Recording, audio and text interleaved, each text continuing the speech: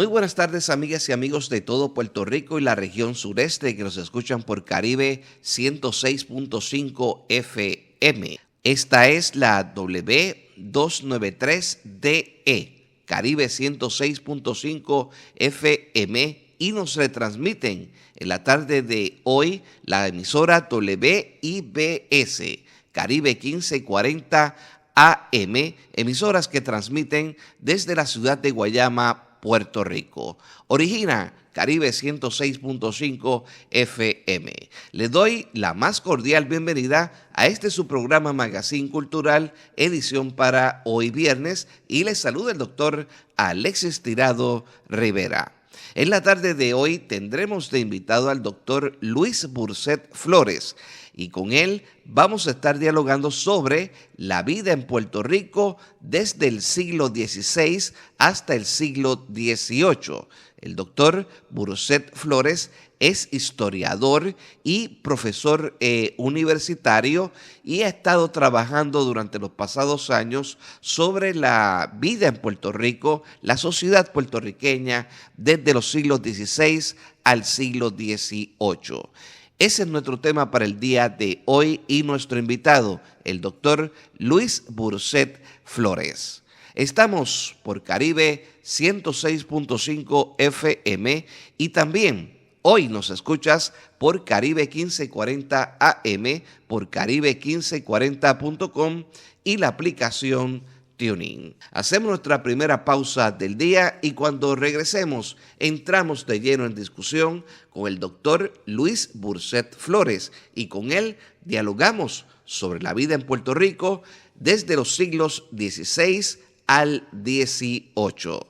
Regresamos en breve.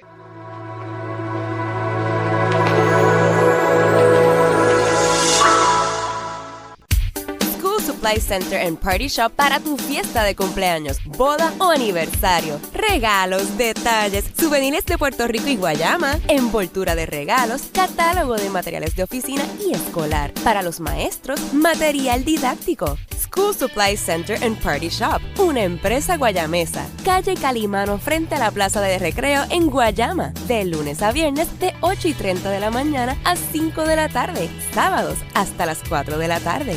787-866-6030. Visítanos en Facebook como Tienda Cumpleaños. Saludos. Esto es un servicio público de la Universidad Interamericana de Puerto Rico, recinto de Guayama, y el programa de Ciencias Agrícolas y Animal. Les habla el agrónomo Jesús Santiago. La agricultura urbana, también conocida como periurbana, esta es cultivada en el entorno inmediato de las ciudades, a menudo en terrenos calificados o previstos para el crecimiento de la ciudad o la dotación de equipos e infraestructura. Es la práctica de la agricultura con cultivos dentro del área urbana. Para las Naciones Unidas, esta práctica brinda alimentos frescos a las familias porque no requiere grandes distancias para su transportación. Se consume en la propia ciudad. Crea empleo y permite en muchos casos reciclar residuos urbanos, lo que es el ejemplo del uso de compost. Asimismo, favorece la existencia de pequeñas zonas verdes y apoya la resiliencia de las ciudades ante el cambio climático. Tenemos diferentes tipos de huertos urbanos, entre estos familiares. Son cultivos realizados por uno o más miembros de una familia. Generalmente son de autoconsumo y buscan realizar prácticas ecoamigables para el tratamiento de plagas y enfermedades. Comunitario. Su práctica se lleva a cabo en espacios de una comunidad. Didácticos. Es el cultivo generalmente de hortalizas cuyo objetivo es enseñar en el ámbito escolar o personas que deseen conocer de esta práctica para llevarlas a cabo en sus espacios. También se suele emplear de manera recreativa o como terapia ocupacional. En los huertos caseros podemos sembrar cultivos como lo es el arroz, la habichuela, pepinillo, tomate, pimiento, hierbas con menta, plátano, guineos, lechuga, recao, espinaca y maíz. Muchas gracias. Ediciones Bayoán, Arte y Cultura, casa editorial dedicada a la difusión de la cultura puertorriqueña, brindando los siguientes servicios: curaduría editorial y diagramación de libros, agendas personalizadas públicas o privadas, edición de cuentos en diseños personalizados, restauración digital de fotos o documentos antiguos. Consúltanos o infórmate por www.edicionesbayoán.com o a info@edicionesbayoán.com. Ediciones Bayoán, Arte y Cultura se une a este programa con una aportación para fines culturales y educativos con el lema "Quien conoce, ama, y quien ama, respeta y protege". Si una buena historia quieres escuchar, si quieres saber lo que en verdad pasó, ya no tienes por qué esperar, solo pon la radio y haz como yo. Para divertirme está aquí. Para informarme, informármelo. Y cuando necesites música para el corazón, su poder está aquí. Es la radio soy yo. Si tú quieres descubrir, es mejor escuchar y activarte aquí. Conéctate a la radio.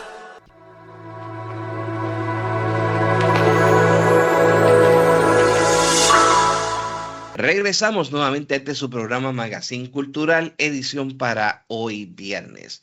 En la tarde de hoy tengo de invitado al doctor Luis Burcet Flores, quien es profesor de Historia de Puerto Rico y del Caribe, historiador, un amigo extraordinario que lo conocemos hace ya unos cuantos años. Trabajamos juntos allá en la Universidad del Turabo cuando laborábamos lo que se conocía, ¿verdad?, en la Universidad del Turabo. Y Luis pues ha estado realizando pues unos trabajos bien importantes sobre nuestra historiografía puertorriqueña. Pero para conocer un poco sobre el doctor Luis Burcet Flores, tenemos que señalar que el doctor Burcet nació en Caguas y se crió en el sector de Cupey en San Juan. Ha trabajado en el campo del mercadeo, la publicidad y la investigación de mercado desde el año 1981 y también, obviamente, su inclinación hacia la historia ha sentido esa pequeña, ¿verdad?, para conocer nuestra historia puertorriqueña. Forma parte de la Sociedad Puertorriqueña de Genealogía. Y en 1999 se acercó a los archivos civiles y eclesiásticos del país y lo conectó con importantes historiadores del patio. En el año 2010 se matriculó en el Centro de Estudios Avanzados de Puerto Rico y el Caribe y en el 2015 completó el doctorado en Historia de Puerto Rico y el Caribe de esa institución. Su tesis doctoral en Servicio de Dios y del Rey, las redes sociales del licenciado Francisco Manso de Contreras, lo expuso al Caribe español entre los siglos XVI y XVII, llevándolo a conocer un poco más la región y su historia. Está aprobada para publicación por el Archivo General de la Nación de la República Dominicana y también trabaja la región centro-oriental y biografías de personajes y familiares. Complementa su trabajo como gerente comercial de una firma de mercadeo y también es profesor conferenciante en la Universidad Carlos Albizu y en el Centro de Estudios Avanzados de Puerto Rico y el Caribe y en la Universidad del Sagrado Corazón. Tiene a su haber varias publicaciones que vamos a estar tratando en el día de hoy, como por ejemplo La vida en el Puerto Rico del siglo XVI, una obra que se publicó en el año 2021, Más allá del hato grande de los Delgados, otra mirada a la historia de Cagua, que esto es bien interesante, Luis, que después tenemos que otro programa hablar un poco de esta historia de Cagua. La población del Caribe en el caso de la hegemonía española, 1590-1620, la gobernación de Francisco Manso de Contreras, gobernadores coloniales de Santa Marta y otros, ¿verdad?, publicado por la Universidad de Barranquilla. Señores de la India, las agresiones inglesas al Caribe. Y así por el estilo, Luis ha estado también participando en congresos, publicaciones en revistas profesionales dedicados obviamente a la difusión de nuestra historia. Y hemos invitado en el día de hoy a Luis por la sencilla razón de que Luis ha publicado una colección de interesante de 3 tomos, ¿verdad? Dedicado a los siglos XVI, XVII y XVIII. Los que están disponibles son el de 16 y 17, y entonces el del 18 pues está ya próximamente en San Juan de Puerto Rico. Así que, Luis, qué bueno tenerte en el programa en la tarde de hoy. Y gracias por aceptar nuestra invitación para hablar un poco sobre los trabajos historiográficos, especialmente los del siglo XVI y XVII. No, gracias a ti por invitarme y considerarme. Gracias por esa introducción y darme la oportunidad de hablar de lo que me apasiona, ¿verdad? Que es el tema de la historia de los siglos XVI, XVII principalmente, pero siempre con una misita suelta, la región centro-oriental, Caguas, donde nací, aunque no me crié, etcétera. Muchas gracias.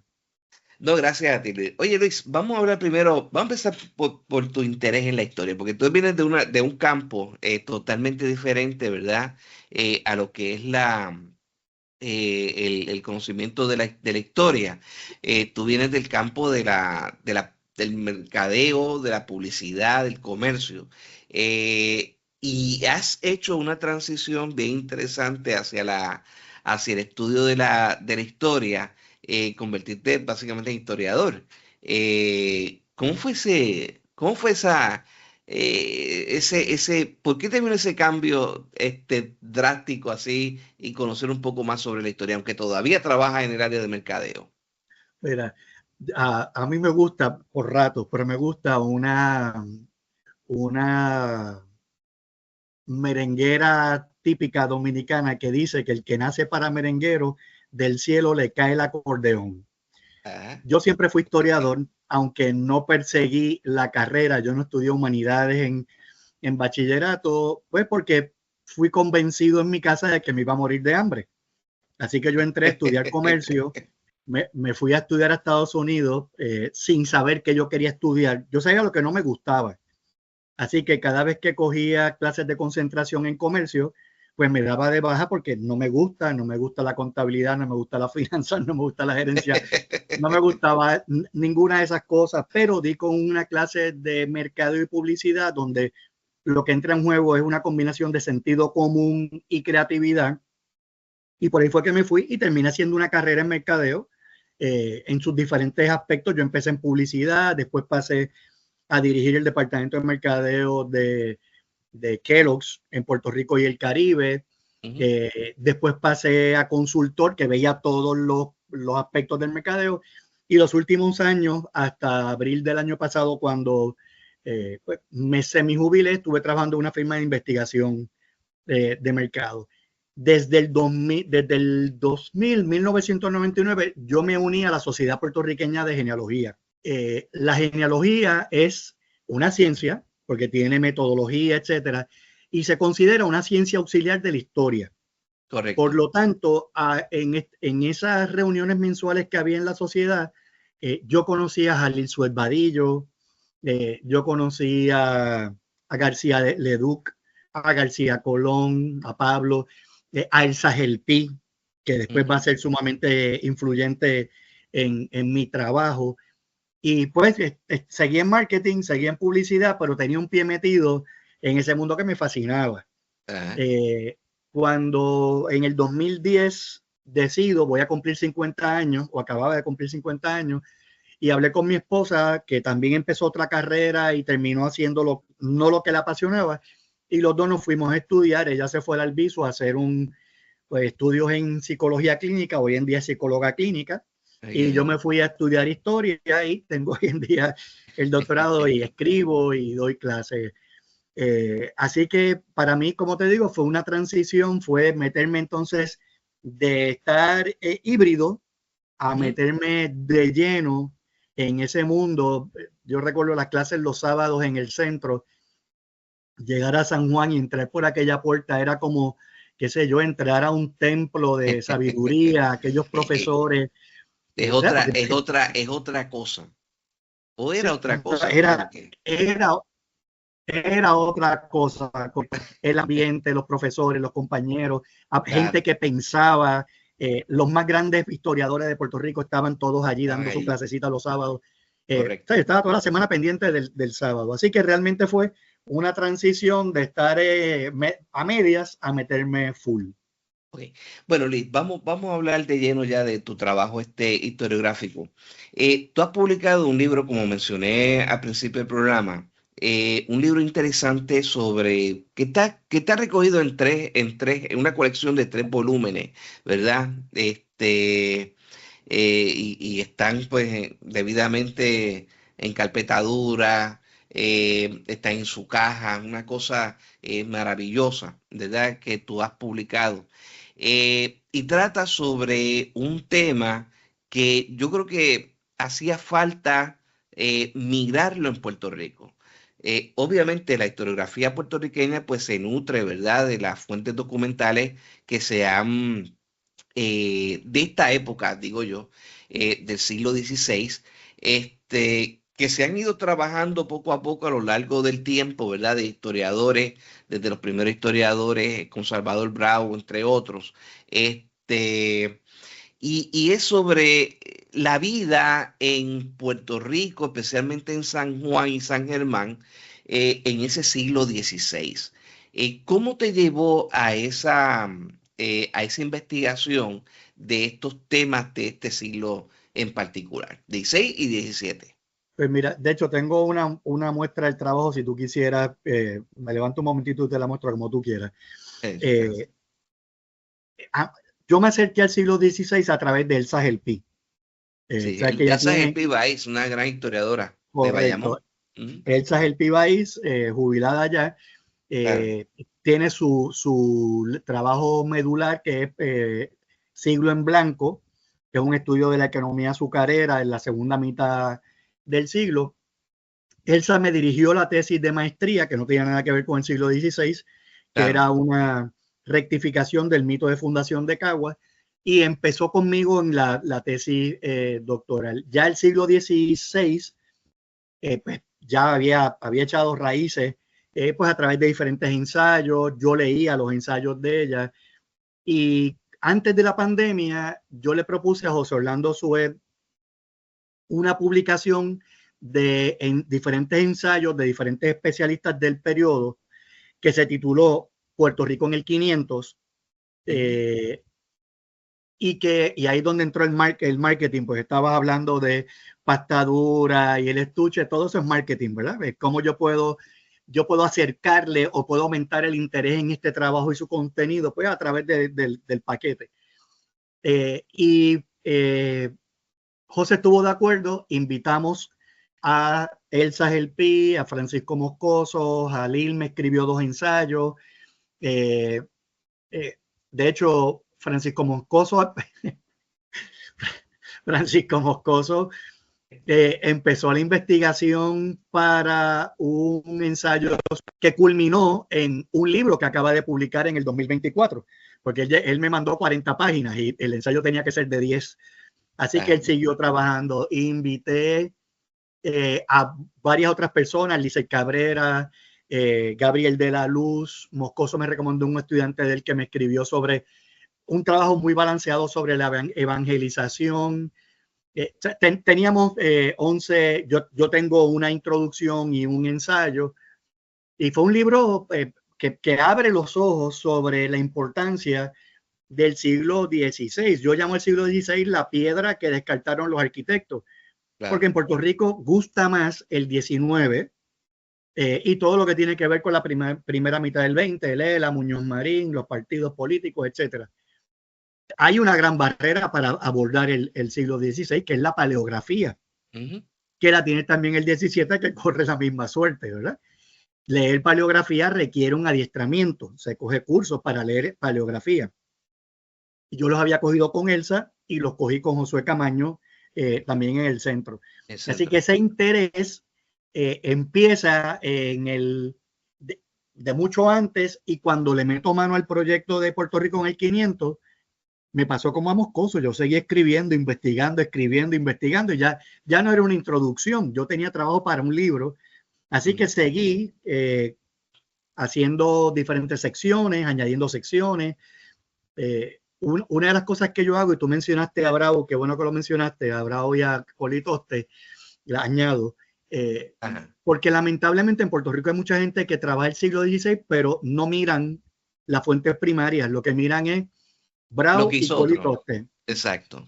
Tiene un gran problema y es que ellos ninguno incluyó su fuente. Entonces tú dependes de la autoridad de Brau o la autoridad de Colitoste. Entonces yo estoy repitiendo, estoy dándole visto bueno a lo que ellos propusieron. Yo tiendo a ser positivista en el sentido de que privilegio el documento, pero yo me justifico en el sentido de que son muy pocas las oportunidades que tenemos de saber de dónde sale ese dato. Exacto. Por consiguiente, yo cito extensamente, sobre todo cuando hay expresiones que o usamos todavía o reflejan la mentalidad del periodo, confronto o rechazo conceptos que tenemos sobre ese periodo, sobre la mentalidad de ese periodo. Y pues, es un periodo que como bono no trabaja mucha gente. Ajá. Así que Alexis, cuando tú trabajas el siglo XVI, pues o sea, somos 4, 6, 7 especialistas y Sí. todos los demás se están peleando por escribir de la caña y escribir de Muñoz Marín y escribir de la esclavitud y todas esas cosas. De hecho, qué bueno que tú traes ese dato porque obviamente yo creo que una de las grandes limitaciones, ¿verdad? Que tiene la historiografía nuestra de ese estudio, dicho sea de paso, de ese periodo, es precisamente el leer las fuentes documentales. O sea, leer los documentos es bien, bien complicado, bien complejo. Hoy día por lo menos existen los cursos de paleografía. Cuando yo estudiaba el doctorado y estudiaba la maestría, pues esos cursos todavía eran muy limitados. Pero también hay una cosa bien interesante que en aquel momento, ¿verdad? Cuando yo estudiaba, se trabaja y en los textos también se menciona el hecho de que Puerto Rico, este siglo, especialmente el siglo XVII, es conocido como la Edad Media puertorriqueña. ¿Qué tú piensas de eso? ¿Es la Edad Media de verdad o es una fijación que los historiadores anteriores a nosotros pues lo establecieron de esa forma por la posiblemente la inaccesibilidad a esas fuentes documentales? Pues mira, la pregunta me pone un 3 y 2, ¿verdad? Yo acabo de cubrir el módulo, lo terminamos ayer, el módulo de la Edad Media en el curso de Humanidades y yo cuestiono si verdaderamente la Edad Media fue oscurantismo, que no pasó nada, porque Claro, hubo siempre hubo cosas. ciertos campos donde hubo adelantos. Claro. En el caso de Puerto Rico, yo no estoy de acuerdo con que la personalidad puertorriqueña se cocina en el siglo XVIII y es en el XIX donde surge ese ethos puertorriqueño. Yo pienso Desde fue el mismo siglo XVI hay gente, sí. lo que pasa es que habría que entrar un poquito más en detalle, ¿verdad? Porque los puertorriqueños estábamos bien claros bajo la etiqueta de españoles de América. Estábamos bien claros que nosotros éramos diferentes, teníamos algo que nos unía, siempre ha habido algo que nos separa. Y el siglo XVI tú empiezas oro, azúcar, éramos la tierra de la oportunidad, ¿verdad? Claro.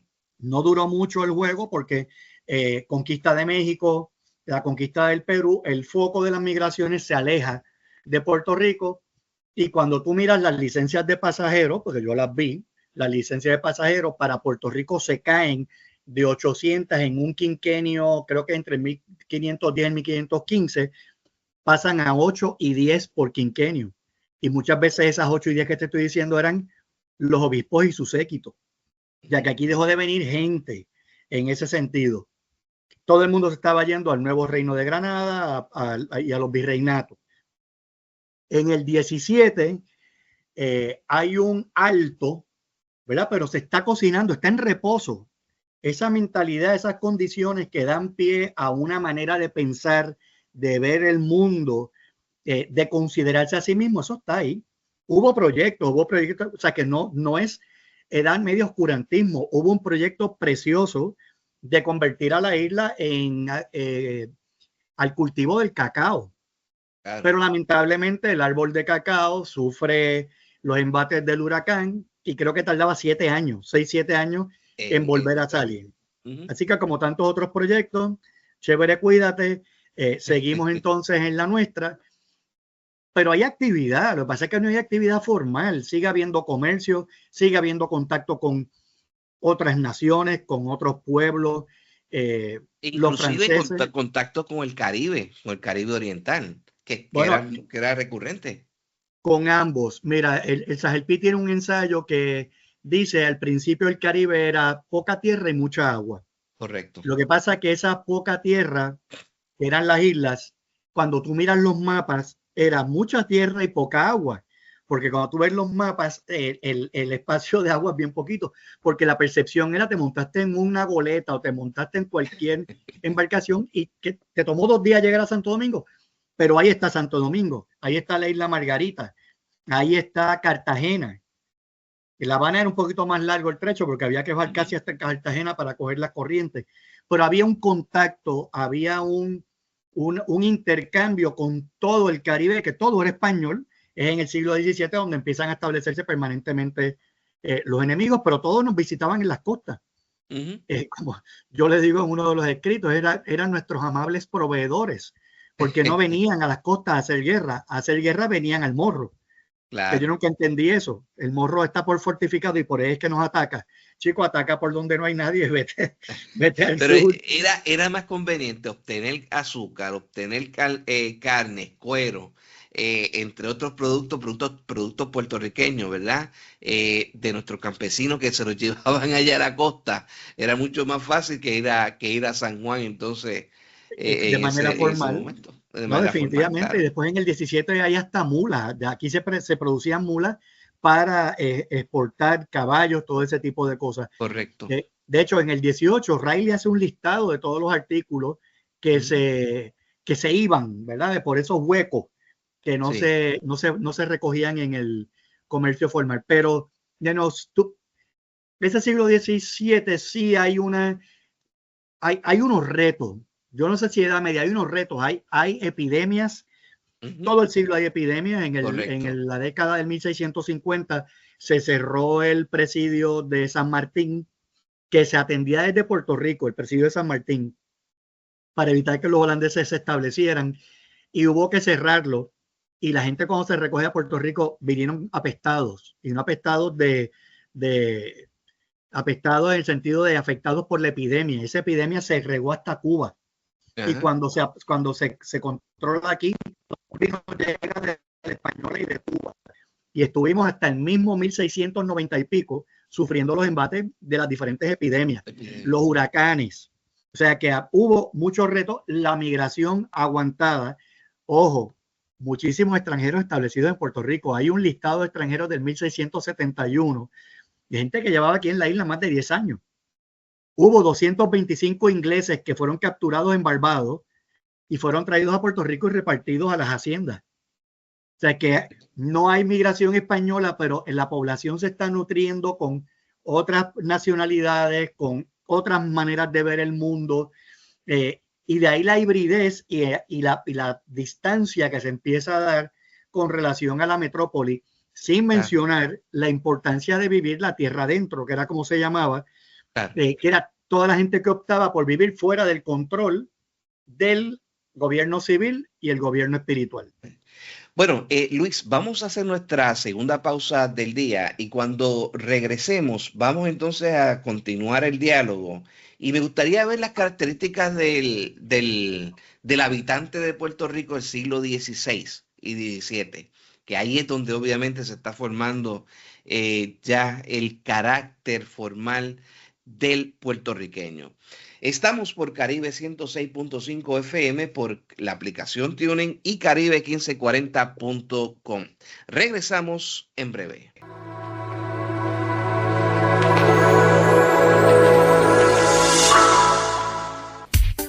Supply Center and Party Shop para tu fiesta de cumpleaños, boda o aniversario. Regalos, detalles, souvenirs de Puerto Rico y Guayama, envoltura de regalos, catálogo de materiales de oficina y escolar. Para los maestros, material didáctico. School Supply Center and Party Shop, una empresa guayamesa. Calle Calimano frente a la Plaza de Recreo en Guayama, de lunes a viernes de 8:30 de la mañana a 5 de la tarde, sábados hasta las 4 de la tarde. 787-866-6030. Visítanos en Facebook como Tienda Cumpleaños.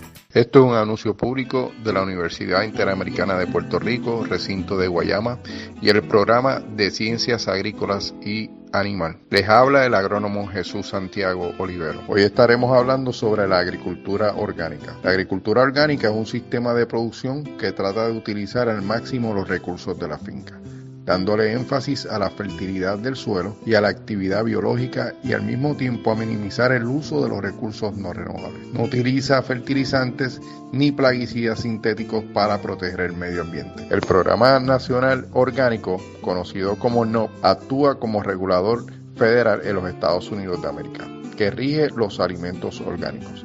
El Departamento de Agricultura de los Estados Unidos, conocido por el USDA, es responsable de administrar y hacer cumplir el marco regulatorio de los productos orgánicos. ¿Cómo sabemos si un producto es orgánico? El sello de US Organic indica que es un producto 100% orgánico o hecho con al menos 95% de ingredientes orgánicos. El sello USDA avala que el producto orgánico cumple los requisitos legales para merecer ese calificativo y puede ser mercadeado como orgánico en Puerto Rico. Este sello es uno redondo, color verde y blanco, con la palabra USDA Organic. Los beneficios que se obtienen de la agricultura orgánica son formación, acondicionamiento y estabilización del suelo, reutilización de los desechos de la finca, retención de carbono, circulación de los nutrientes, polinización y suministros ecoamigables para el hábitat natural. Muchas gracias.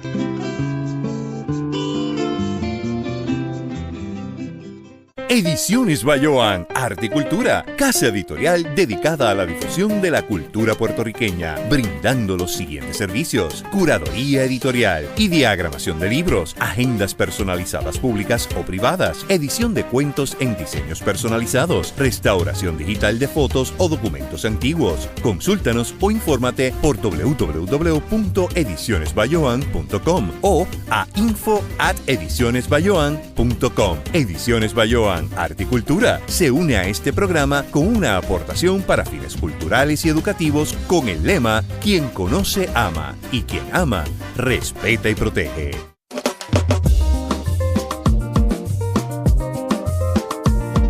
Los días transcurren y tú siempre conmigo. Si llueve, si truena o si sale el sol, tú siempre me das tu buena energía. Eres música, risa, la voz que pone a pensar.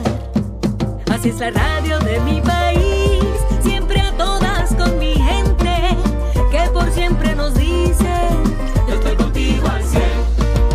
Si quieres celebrar, si en la casa quieres estar, si quieres reír, o que te canten la verdad, contigo, contigo, yo estoy contigo al 100. Contigo, contigo, yo estoy contigo al 100. Contigo, contigo, yo estoy contigo al 100. Y donde quiera.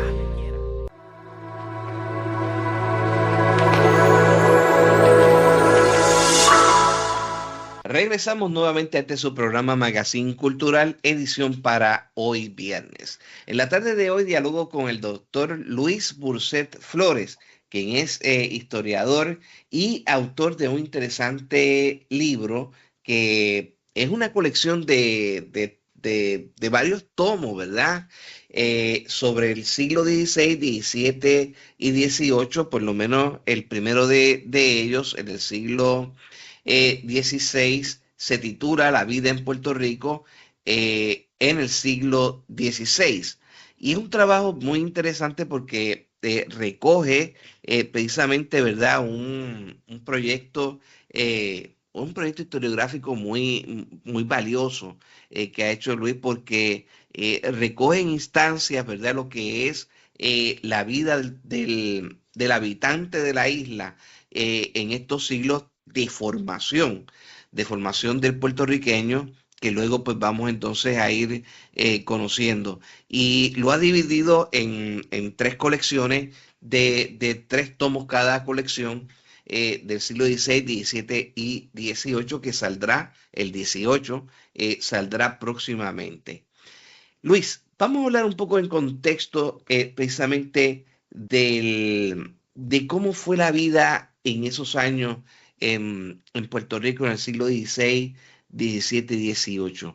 ¿Cuáles son las características generales que podemos encontrar del habitante de la isla que se está formando, como dijimos en el segmento anterior, se está formando más allá de las murallas de San Juan, está contrabandeando, está en un mercado extraordinario con la región del Caribe, especialmente con el Caribe Oriental, donde estaban ingleses, franceses, holandeses, daneses, todo, ¿verdad? Todo este espectro, ¿no?, del europeo que estaba allá en el Caribe mirando lo que estaba acá sucediendo y las posibilidades de comercio.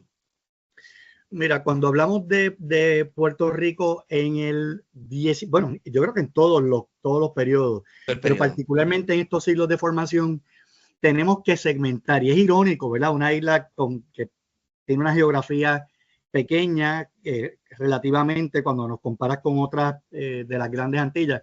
La Española es 7 veces más grande que Puerto Rico y Cuba es 13 veces más grande que Puerto Rico.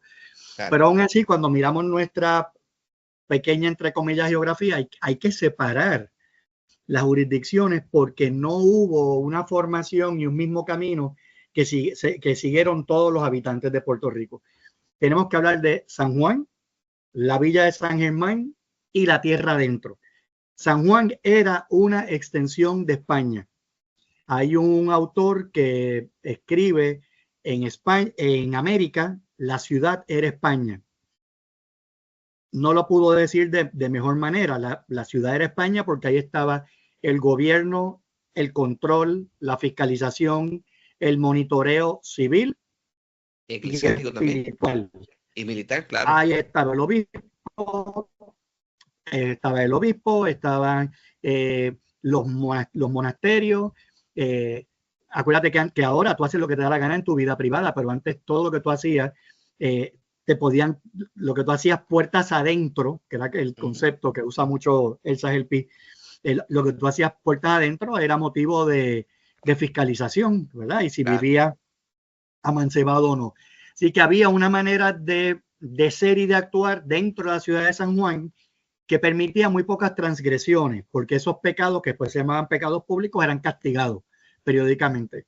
San Germán, después de sus 4 o 5 mudanzas, dependiendo a quién tú le preguntes, se establece donde está hoy en día, y San Germán no va a tener influjo de inmigrantes españoles, de oficiales de gobierno españoles. Sí tenían un teniente de gobernador que mandaban de San Juan, así que San Germán se va a encerrar en sí mismo.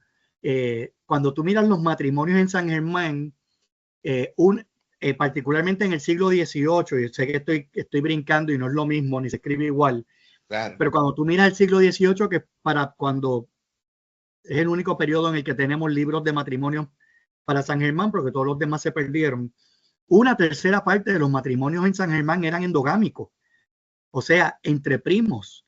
En San Germán el matrimonio era una estrategia para conservar el poder dentro de la familia. En San Juan están entrando españoles, hay militares que se van a casar, lo tenían prohibido, pero se van a casar en Puerto Rico con las hijas tanto de otros oficiales militares, como se van a casar con las mulatas, dando pie a la formación del pueblo, de la masa, ¿verdad? Y está el tercer segmento, que es la tierra adentro, que es lo que nosotros llamaríamos hoy en día el campo, ¿verdad? La isla, el campo, donde aquello era tierra de nadie. Allí vivía cada cual a lo suyo. Las visitas de los obispos que tenían que visitar los pueblos y los campos están llenas de quejas. Ya, esta gente son cristianos, porque recuérdate, hoy en día tiene implicación diferente. Hoy en día tú dices cristiano, estás hablando de protestantes. En el 16 y el 17, sobre todo 16, que está bien reciente la reforma protestante, ellos eran herejes y los católicos eran los cristianos. Entonces, esta gente, siendo cristiana, no iba a misa, no comulgaba, no recibía los sacramentos. Era una vida en el monte y tristemente desde temprano, en el 16 y el 17 y el 18, se van a señalar unos problemas sociales que perduran hoy en día. Hay que mencionarlo, incluyendo el incesto. Es un problema gravísimo que todavía confrontamos y hay menciones en el siglo de los obispos que lo mencionan muy solapadamente, pero son pecados, ellos hablan de pecados, ¿verdad? Eso terrible.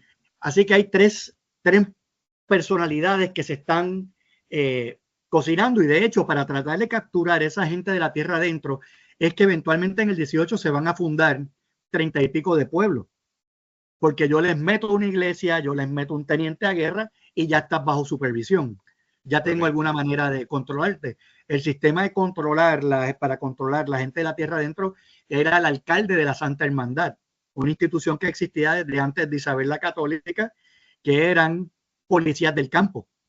Y es una pena porque esa gente tenía que llevar récord de dónde visitaba, si te multaban porque no tenías la guardarraya o cualquier cosa, y esos libros ya no existen, esos informes no existen. Pero estás viendo esas tres personalidades. Una de las características de San Juan feas que nos caracteriza todavía hoy, ya en general, es la división por intereses políticos y económicos. Yo tengo un capítulo en el siglo XVI que se titula La ciudad dividida. Y es un pleito bien feo que surgió y de hecho generó temor de que se iba a perder la colonia porque dos concuñados tuvieron una confrontación abierta por una tontería. Pero entonces se dividió en bandos, la ciudad estaba dividida en bandos, los bandos de Alonso Pérez Martel, el otro bando de Luis Pérez, ay, no me acuerdo ahora si era del Rincón, que eran concuñados, estaban casados con dos hermanas. Uno estaba afiliado al gobernador, el otro al alguacil.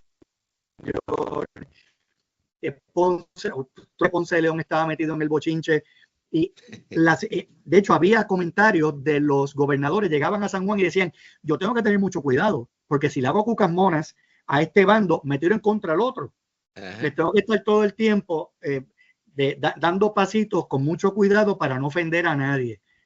Y esa división, pues como sabes, todavía política, religión, ahora estamos entrando en otro tipo de segmentación que prefiero ni traer al caso, pero eso lo estamos viendo desde desde el mismo 16. Oye, bien interesante porque fíjate tú que vas ahí viendo, ¿verdad? Cómo entonces se va configurando esa cuestión social en la gente. Y obviamente eso también nos lleva a ver el elemento económico de estos grandes hacendados, ¿verdad? Y también sobre todo, Luis, me gustaría hablar un poco sobre los llamados ateros. El ato en Puerto Rico en el siglo XVII, que dicho sea paso, hay autores, ¿verdad?, que señalan que Puerto Rico se convirtió en el famoso ato monstrenco. Esa es la frase que utiliza el doctor Fernando Picó en su obra, y que también, pues, Moscoso también lo destaca, Francisco Moscoso. Hablan un poco sobre esta vida de estos ateros, cómo se agenciaban el obtener tanta tierra para la crianza de ganado. Mira, vamos a empezar cómo surgen los atos. Cuando empieza la minería de oro, la gente tenía que abandonar Caparra o San Germán y meterse monte adentro, la Sierra de Luquillo, que es interesante cuando hablamos de la Sierra de Luquillo porque pensamos en Luquillo, pero cuando tú miras los mapas hasta el siglo XVIII, la Sierra de Luquillo era la cordillera central por Calley. Claro. Eso está identificado como la Sierra de Luquillo. Pero la cuestión es que tú estabas alejado de toda civilización, ¿verdad?, que es la ciudad, y a esa gente había que alimentarla. Van a surgir las primeras estancias y el europeo comía carne de res, carne de cerdo. Sabemos que antes de que Ponce de León viniera a Puerto Rico, en el 1506, como dicen algunos, en 1508, que fue la colonización formal, porque hay que traer la atención que en Puerto Rico no hubo conquista y colonización. Primero hubo una colonización, porque Ponce de León llegó con el aval de Agua Ibaná y con el apoyo de Agua Ibaná, y es en el 1511, después de 3 años, que hay un alzamiento indígena. Entonces ahí se da la conquista y por ahí se sigue. Que en otras jurisdicciones hay conquista y entonces colonización. Pues el español, acostumbrado a comer carne, se trae entonces ganado. Uno de los hermanos Pinzón se le había dado, el rey le otorgó el derecho a gobernar a Puerto Rico, privilegio que nunca utilizó, pero sí soltó cabras, cerdos y otros mamíferos europeos que aquí no había. Así que se empiezan a reunir hatos más pequeños, ¿verdad? Estancias para alimentar a los mineros. Eventualmente, pues es muy cómodo tú tener un hato fuera de San Juan. Claro. Fuera de San Juan. De hecho, hay no listado como tal, pero hay una demanda que le ponen al gobernador, se la ponen los herederos de Andrés de Haro, Andrés de Haro, en 1519, donde se fue a notificar a los diferentes dueños de los hatos de que había un cuestionario que tenían que ir a presentarse acá para contestar, y te dice, no siempre, pero dice el hato de fulano en la ribera de Bayamón, en la ribera de Caguas, en tal sitio, en cual sitio. O sea que ya desde 1519 a 10 años, 12 años de la colonización, ya había gente establecida en esos hatos. Unos con título de propiedad, otros no, porque la tierra completa le pertenecía al rey. Pero los cabildos podían otorgar títulos de propiedad. Eso va a crecer porque también vivir en los campos, que es algo que tú lees, es una de las implicaciones de las epidemias que te mencioné antes. La gente abandonaba la ciudad en las epidemias y se iba a los campos, ¿verdad? Sí. Voy a alejarme de la gente, de la posibilidad de contagio, donde los aires son más frescos. Inclusive también, no solamente eso, la gente también, especialmente los de la ciudad, se movían hacia el campo para evitar los ataques, o por lo menos para evitar estar en medio de los ataques hacia San Juan, por ejemplo. Correcto. Tengo entendido que cuando Cumberland, y tendría que validarlo, un montón de gente se fue para Río Piedras, ¿verdad? Porque se van a atacar por la isleta, déjame irme de la isleta. Por eso es que se habla solamente de 300 personas dentro del morro, sí, que fue lo último que Cumberland, cuando tomó la ciudad, que todavía estaba todo el mundo encerrado dentro del morro, y saca 300 personas que la suelta en Jamaica. Pero tú dices, 300 personas en San Juan, es que había un montón de gente que literalmente había cogido monte, ¿verdad? Había ido para el monte, claro. Pero esos hatos entonces, los dueños de los hatos eran vecinos de San Juan. Estaban oficialmente avecindados en San Juan, o en el caso de San Germán, en San Germán. Y en el siglo XVII, con las epidemias, está el ataque del holandés en el 1625, pues da pie a mayor crecimiento. Fueron tantos, porque sí había atos mostrencos, pero la mayoría tenía propietario, entre comillas. En el siglo XVIII hay varios informes, y en el 1760 y pico se habla de 234 atos, y te dice cuántos eran grandes, que eran bien grandes, cuántos eran medianos y cuántos eran pequeños, e inclusive eran tantos los atos que se pone un impuesto, que fue una propuesta de los mismos ateros, para pagar una cantidad de dinero según el número de cuerdas que tuvieran para financiar los uniformes de las milicias disciplinadas. Exacto. Que hay el capítulo de los hatos ganaderos, yo lo titulo en el siglo XVIII, una tierra de hatos, porque Puerto Rico, más que estancias, claro, los hatos tenían estancias. O sea, esto no era mutuamente exclusivo. Tú podías tener un cañaveral y un ingenio y tener un hato, ¿verdad? Porque tenías que comer carne. Pero también podías tener un hato y tenías que producir los alimentos para tu gente. Claro. Oye, Luis, en tu obra, ¿verdad? Tú haces referencia a una serie de biografías que tú lograste recopilar, por lo menos un listado de nombres que mencionas en la obra. ¿Cuáles de esos nombres se destacan, apellidos que se destacan en ese momento en San Juan y en San Germán, en el siglo XVI? Mira, yo en el siglo XVI, el XVII y el XVIII también, la estructura que tú mencionaste de los 3 volúmenes, pues el primer volumen es un ensayo histórico de 500 páginas que se divide entre economía, la gente, pues, empecé usando el término sociedad, pero es la gente, claro, es mi foco, la guerra, porque es parte de la experiencia de vivir en Puerto Rico durante esos 3 periodos, y el poder. Y ahí hablo pues de la iglesia, hablo de los gobernadores, etcétera. Todo lo que yo sé, donde había información de una persona, un nombre, porque no son listados, son mini biografías, que le pasó algo, fue recogido porque fue testigo, dice su edad, dice si sabía leer o no sabía leer y escribir, o sabía firmar pero no sabía escribir. Todo eso yo lo recojo. En San Juan, pues es trampa, ¿verdad? Porque los grandes nombres son los gobernadores, los obispos y su gente, los alcaldes ordinarios.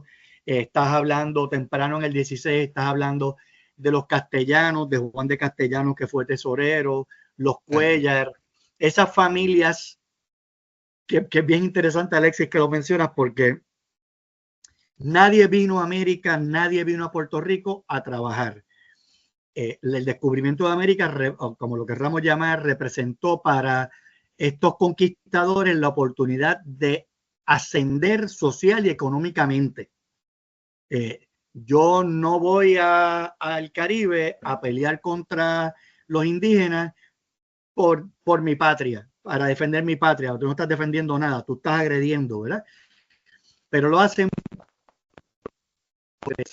luego de que ya se estabiliza, después de la rebelión indígena, y pues los ataques caribes van a ser parte de la realidad, porque van a continuar durante todo el siglo XVI.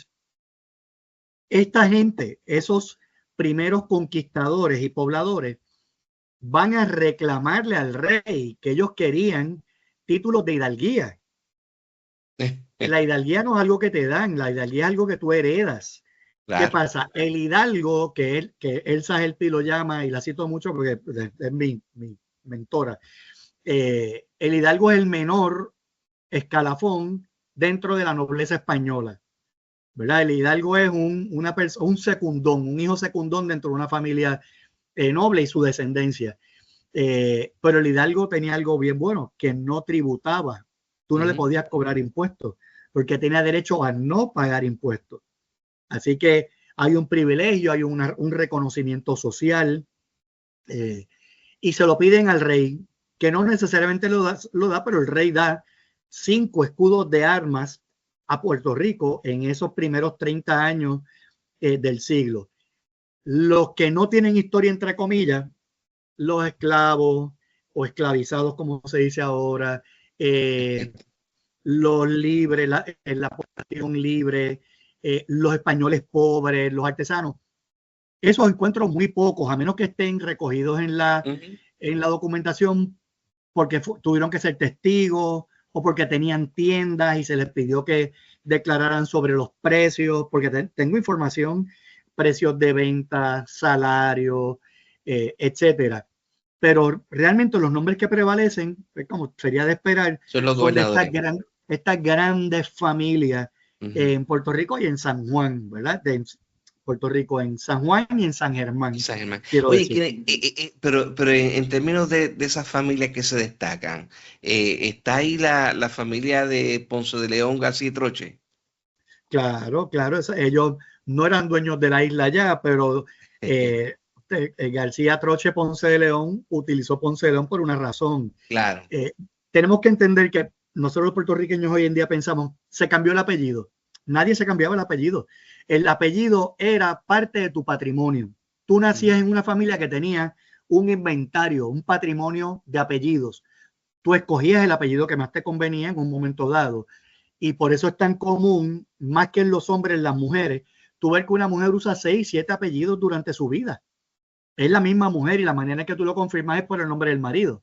Ejemplo, Juana Jacinta Colón, ella era Colón, casada con Antonio Delgado Manso, de ahí de la zona de Caguas, Las Piedras, pero ella es a veces Juana Jacinta Ortiz de la Renta, a veces es Juana Jacinta Rivero, porque ella pertenecía a los Vázquez de Castillejo, ella pertenecía a Ortiz de la Renta, ella pertenecía a los Colón de Coamo.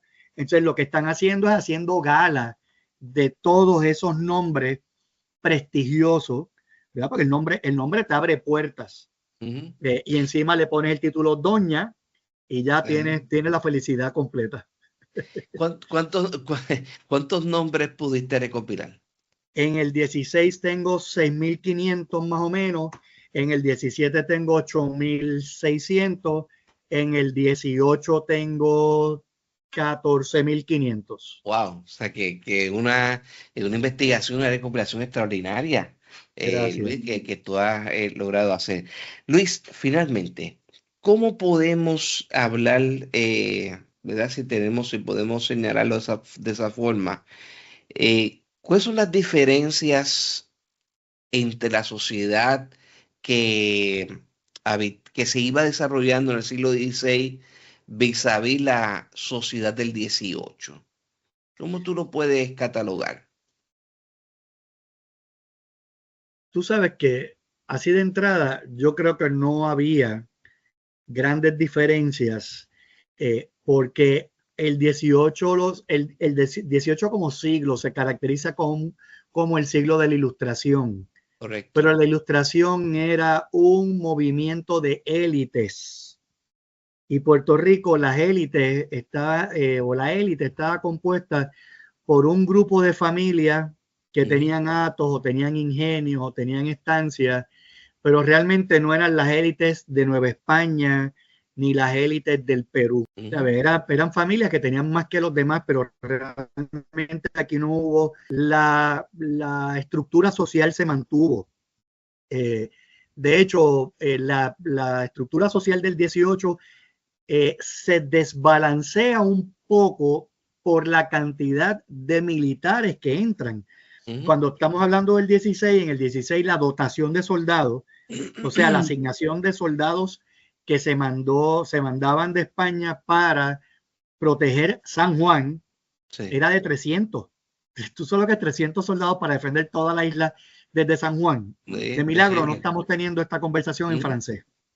En el siglo XVIII, de 300, en el 16 subió a 400, en el siglo XVIII terminamos con sobre 5.000 efectivos, porque se establece el regimiento fijo de Puerto Rico con 2 compañías.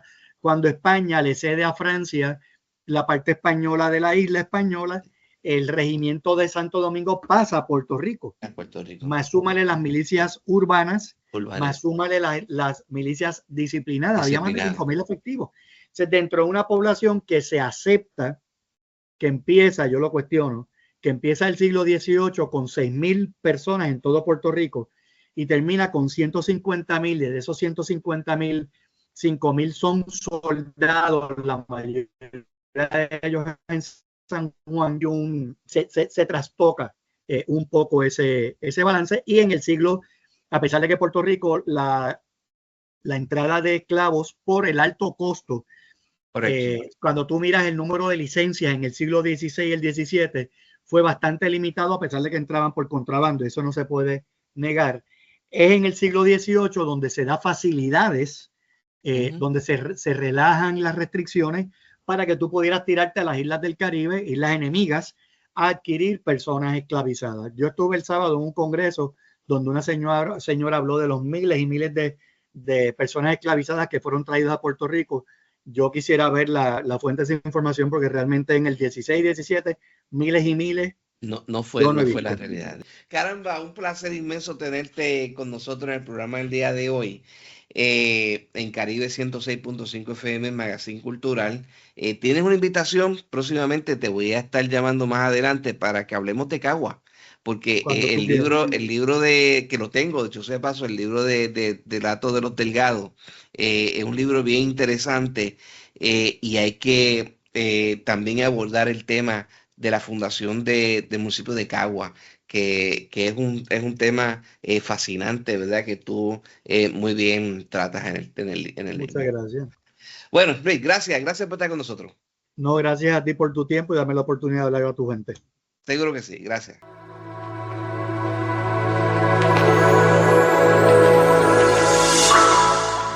Agradezco al doctor Burset Flores por esta interesante conversación que tuviéramos sobre la vida en Puerto Rico en los siglos XVI al XVIII. Bueno, hasta aquí nuestro programa por el día de hoy. Fue mi director técnico en Caribe 106.5 FM y en Caribe 1540 AM, José León. A nombre de Carla Michelle Betancourt, nuestra productora, y de Conchi León, nuestra gerente general, les deseamos que pasen todos muy buenas noches, buen fin de semana. Lo próximo, a las 7, música variada hasta la madrugada por Caribe 106.5 FM y por Caribe 1540 AM. Buen fin de semana.